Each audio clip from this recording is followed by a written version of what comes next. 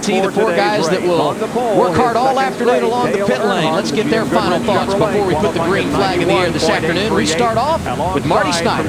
Good afternoon, Adam. And here's an interesting stat. When was the last time Jeff Gordon led a lap at Sonoma? How about 2006?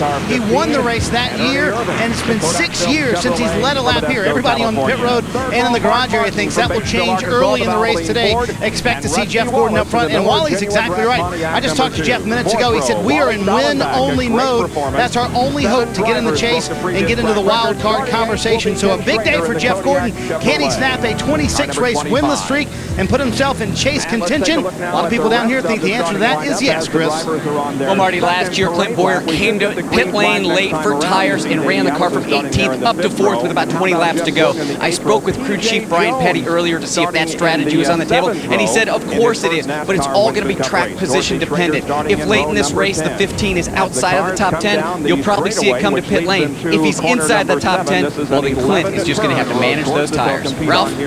Chris, I spoke to competition director for Joe Gibbs Racing, Jimmy Makar, and I said, do you know why you guys have those engine problems over the last couple of weeks? He said, the good news is it wasn't the same part. The bad news is it wasn't the same part, which means they're not really sure if they're going to have that issue again or not. They feel pretty confident they can get through this time, and hopefully they can change that bad luck by having a win here today. Larry Mack, they're going to start 7th. Ralph, 1 year ago, Kurt Busch won this race, and he only made 2 trips to pit road. But 2 years ago, Jimmy Johnson came to pit road to get the checkered flag first, making 3 pit stops. Now, our Matt Yoakum is with the crew chief that made that strategy. And when you look at those different strategies, Larry Mack, in the past 2 years, this guy right here made the call for 3 2 years ago now. With EFI, the wild card chant, and the tremendous tire give up, does that open up or narrow up your window for strategy here today of 2 versus 3? I think it definitely gives you some options. This has definitely had the largest impact with EFI of any other racetrack we've gone to. Typically, this is you try to make this a 2-stop race. I think everybody can do that now at this point. But I think if the caution comes out with 15, maybe 20 laps to go, everybody's going to want to try to fit and get some fresh Goodyear rubber on there. The tire fall-off is pretty high.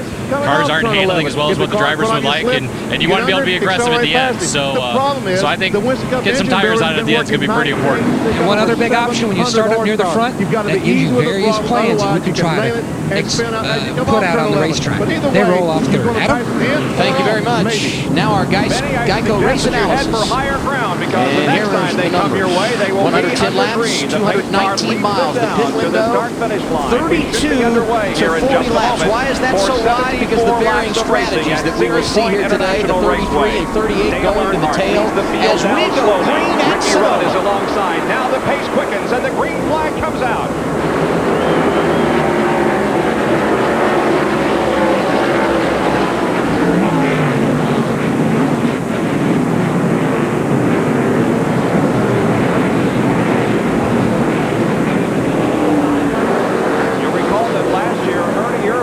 So far, so good. Clean up through turn 2, and there's problems for Travis Quapple left front. I think it's locked in.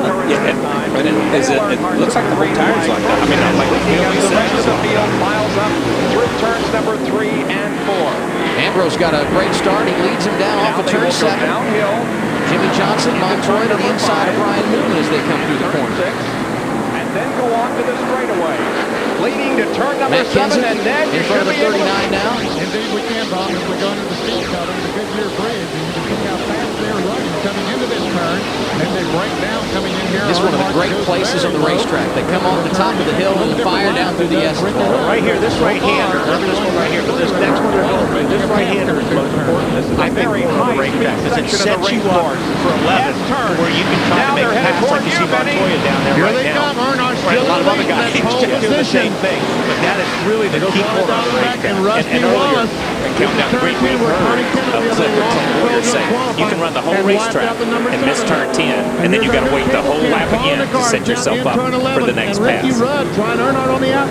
Ambrose jumped out to that early lead. He's pulled away from Jeff Gordon. Right now, big single file. Here's Brad Keselowski getting out of line, trying to make a move on Carl Edwards. That would be for a position just outside the top 10. Joey Logano settling in right behind them. He started on the pole here 1 year ago. Is in 3rd place, and in 4th is Ernie Irvan. And we're now riding with Tom Kendall in the Travis Quapple did make his way back to the pit lanes. Kurt Busch side by side with Matt Kenseth there for position. And we saw Matt peek to the inside and then think better of it. And I think you'll see that in the first part of the race. Just like you said, you want to keep your nose, you want to keep the fenders on these things. You're not going to be overly aggressive at this time because Matt knows, honestly, they've got a better pit stop than that 51 car. He can pass that 51 on pit road and not have to use his equipment up at this time. Here's a great shot. Front bumper of Pablo Montoya into 11 Wally. Who drives the car normally. And you're right, Tommy. 10 laps to go. That's going to be a totally different scenario. Tommy has to come out of the race. Everybody's just trying to, like I said, get their stuff retired. And we have a pass there for third position as Ernie Irvin got to the inside of Jeff Bodine and took third spot. You also saw as we were inside Tom Kendall's car that he passed a couple. Make the left-hander tries to turn make one, his then up way the toward hill, the front of the here at turn two. Of course I say that. I don't mean Montoya. I mean the rest of the field. There's an asterisk by every rule, right? Yeah, exactly. You know, the 17 is trying to stay off of the 51, Kurt Busch, and at the same time, wound up seeing him, and he just sees the 17. No caution flag. That was coming out. Told you Montoya won here back in 2007. He's 10th on the track right now.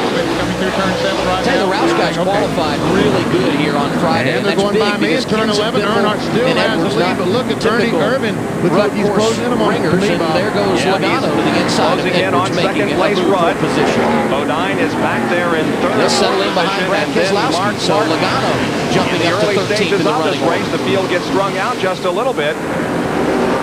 Here comes Wally Dallenbach and Rusty Wallace. Mark Martin having a good run. Joy's confidence to this point.